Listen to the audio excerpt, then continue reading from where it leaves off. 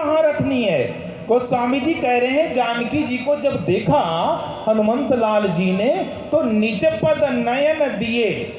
नेत्र कहाँ है?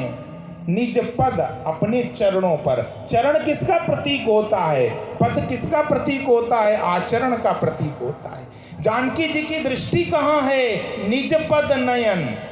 दृष्टि है अपने पद पर, अपने आचरण पर। हमेशा हम लोगों को अपनी दृष्टि कहाँ रखनी है? अपने आचरण पर, कि कहीं मेरा आचरण सदाचरण से दुराचरण में न बदल जाए, इस बात का हमेशा ध्यान रखना चाहिए।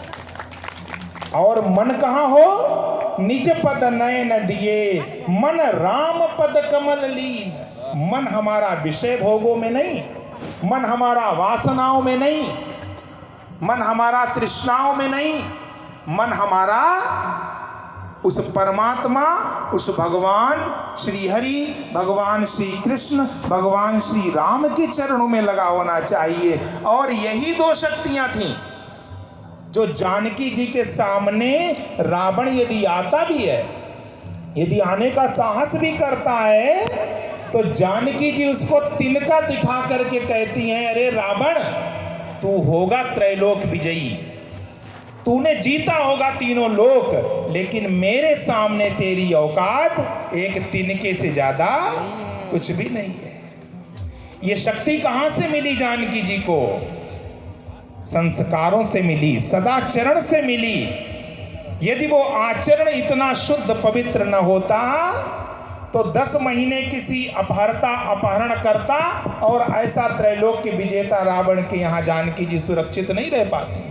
समय अभाव है, मैं बहुत ज़्यादा विस्तार में नहीं जा सकता हूँ, फिर कभी समय मिलेगा, क्योंकि ये विषय तो ऐसा है कि जिस पर 4-6 घंटे बोलते रहो फिर भी एक दीपक दिखाना है सूर्य को।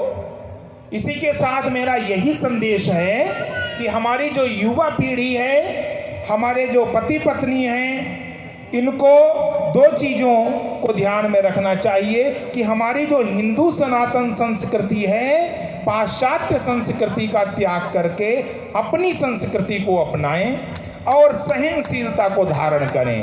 अगर हम सहनशीलता धारण कर लेंगे, हमारे धर्म के लक्षणों में एक लक्षण आता है तितिक्षा।